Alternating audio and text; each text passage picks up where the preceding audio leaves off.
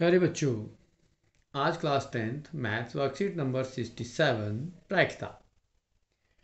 प्रायिकता पहले भी हम एक्शन कर चुके हैं, लेकिन वर्कशीट नंबर 67 के अनुसार प्रायिकता के लिए कुछ विशेष बातों को ध्यान में रखते हुए कुछ यहाँ डिस्कस करना जरूरी है कि यदि जैसा कि वर्कशीट में आपको दिया गया है कि आप इसको कैसे समझें और कैसे करें, तो आपको यहाँ कुछ ऐसे ही काम से इसको समझाया गया है। जैसा कि आप देख सकते हैं, उसमें लिखा है कि आपके पास जो स्थिति है उनको हम कैसे एक्सप्लेन कर सकते हैं।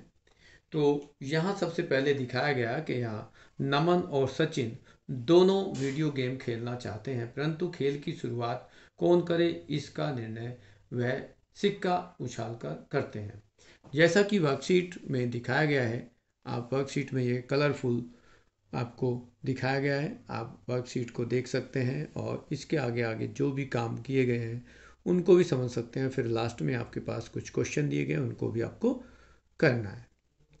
तो सबसे पहले हम इनको एक्सप्लेन करते हैं कि यहाँ किसको चांस मिलेगी, कौन स्टार्ट करे गेम को और कौन बाद में स्टार्ट करेगा। तो सिक्का उछाला जाता है और सिक्का उछाल करके देखते हैं कि एक बच्चे कैरी चित आता है, हेड आता है, तो नमन शुरुआत करेगा और यदि पट आता है तो सचिन शुरुआत करेगा। अब यदि इन दोनों की संभावना या तो हेड आएगा, चित आएगा या फिर पट आएगा, दो संभावनाएं हैं। इनमें से आएगा एक ही, स्थिति एक आने की क्या होगी, कुल संभावनाएं हमारे पास दो हैं। तो यदि हेड आता है तो उसकी स्थिति एक ही हो सकती है दो में से, और टेल आता है तो उसकी भी स्थिति भी एक है। तो यहाँ यदि हम देखेंगे प्रायिकता कि कौन पहले खेलता है कौन बाद में खेलता है, उसके लिए तो होगा, लेकिन यहाँ यदि प्रायिकता ज्ञात करी जाए तो उस दोनों में से हर एक केस की जो प्रायिकता है, चित आने की प्रायिकता या पट आने की प्रायिकता जो है वो 1/2 होगी। जैसा कि हम एग्जाम्पल ले सकते हैं और या समझा भी सकते हैं कि यदि आप एक सिक्के को उछालते हैं तो या तो हेड आता है या टेल आता है। ये एक सिक्के के लिए है। यदि वो दो सिक्के लेकर के उछाले जाए तो या तो हेड आएंगे दोनों, या फिर एक हेड दूसरा टेल, या पहला टेल दूसरा हेड आएगा। इस तरह की स्थिति के क्वेश्चंस आपके पास होंगे, जिसमें विशेष बात यह होगी कि यहाँ पर जो चांस होंगे, कुल संभावनाएं हैं वो 4 हो जाएंगी, और एक चित आने की जो प्रायिकता है या दो चित आने की प्रायिकता है या दो पट आने की प्रायिकता है वो हम देख सकते हैं। यदि कहा जाए दो चित आने की प्रायिकता जो है वो 1/4 है, इस तरह से दो पट आने की प्रायिकता भी 1/4 है। लेकिन एक पट आ जाए या एक चित आ जाए उसकी प्रायिकता 2/4 होती है, जैसा कि आपको यहाँ उदाहरण लेके भी बताया गया है और आपके बोर्ड पे भी दिखाई दे रहा है।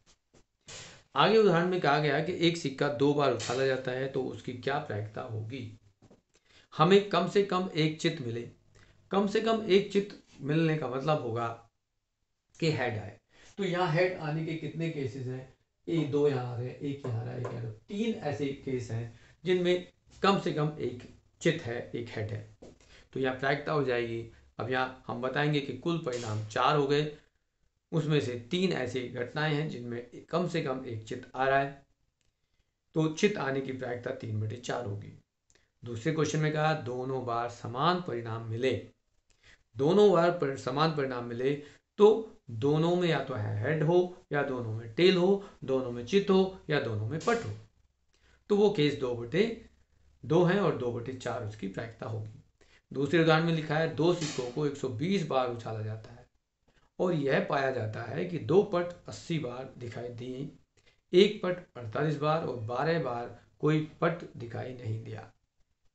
तो ऐसे केस का मतलब हुआ कि हमारे पास हम चांस है 120, जहां दो पट आते हैं तो 60, एक पट आता है तो 48 और कोई भी पट ना आए वो 12 है, मतलब दोनों में चित आ जाए।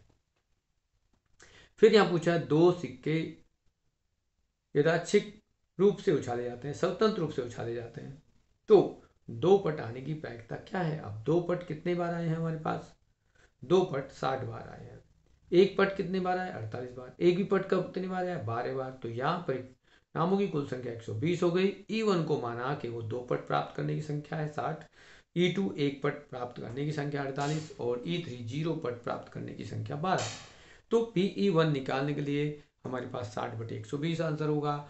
जहाँ E2 निकालना चाहेंगे, PE2 एक पट आने की प्रायिकता वो आपके पास 48/120 होगी, और एक भी पट ना हो वो 12/120 है।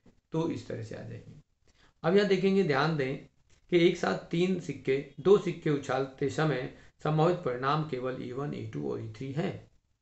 तो PE1 plus PE2 plus PE3 का योग यदि हम करते हैं तो वो 1 के बराबर होता है। तो इस तरह से यहाँ पर जो प्रायिकता हुई आपकी कुल प्रायिकता का योग 1 होगा। अब यहाँ आपको क्वेश्चन करने के लिए दिए गए कि यदि सिक्का 500 बार उछाला जाता है और उसमें 159 बार पट प्राप्त होता है, तो पट प्राप्त करने की प्रायिकता ज्ञात कीजिए। तो क्वेश्चन नंबर 1 की बात करेंगे हम, तो कुल संभावना कितनी है। कुल संभावना जो आपके पास है वो 500 है।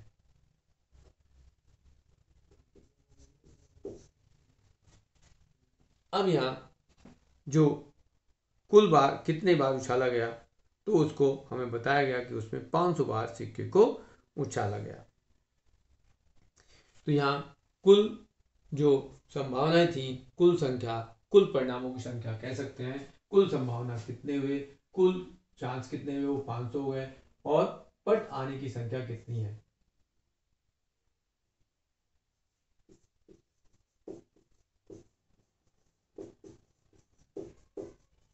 पट आने की संख्या है 159। तो उसने कहा है पट आने की प्रायिकता क्या है।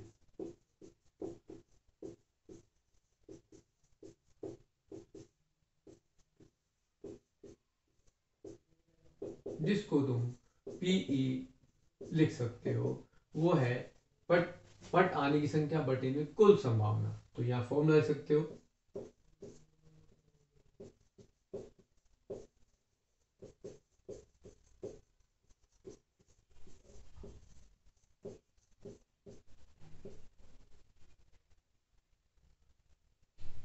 कुल संभावना या कुल चांस। यहाँ आपके पास 159/500, ये आपका आंसर हो जाएगा। क्वेश्चन नंबर दूसरा भी इसी तरह से हम देखेंगे। तो क्वेश्चन नंबर 2 में आपको कहा गया है कि दो सिक्कों को एक साथ उछाला जाता है, निम्नलिखित घटनाओं के लिए अनुकूल परिणामों की संख्या लिखिए। तो यहाँ हम देखेंगे कि यहाँ दो सिक्के को उछाला जा रहा है और हमारे पास संभावना जैसा कि ऊपर लिखा है वैसे यहाँ भी मिलेगी। या तो दोनों हेड आएंगे या दोनों टेल आएंगे, एक हेड के साथ दूसरा टेल, और ये 4 संभावना हो गई। तो कुल संभावना है, कुल अनुकूल संख्या, कुल परिणाम कह सकते हो। तो ये 4 हो गए।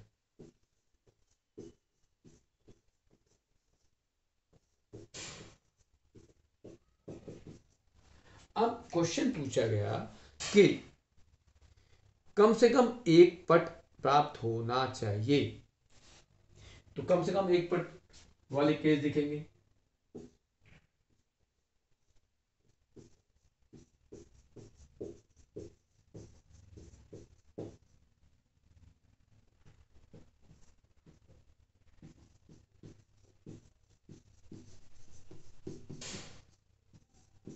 वो आपके पास कम से कम एक पट वाले ये और ये हैं। मतलब हम इनको इस तरह से लिख सकते हैं।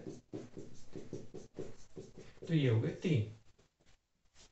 अब उसके बाद पूछा कि एक भी पट ना प्राप्त करना, उसके कुल परिणाम कितने। एक भी पट नहीं है तो चित होना चाहिए, टेल होना चाहिए।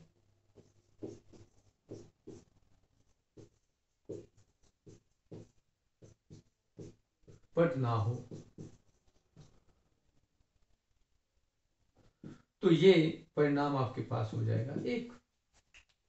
अब ये पूछना जाए आगे, यदि क्वेश्चन करना चाहो तो कर सकते हो कि ये पूछे कि इसमें कम से कम एक पट आने की प्रायिकता 3/4 हो जाएगी और एक भी पट ना आए उसकी प्रायिकता 1/4 हो जाएगी। इस तरह से आपकी पर जो पहली वर्कशीट है प्रायिकता से संबंधित संख्या नंबर 67 इस तरह से आप कर लेंगे।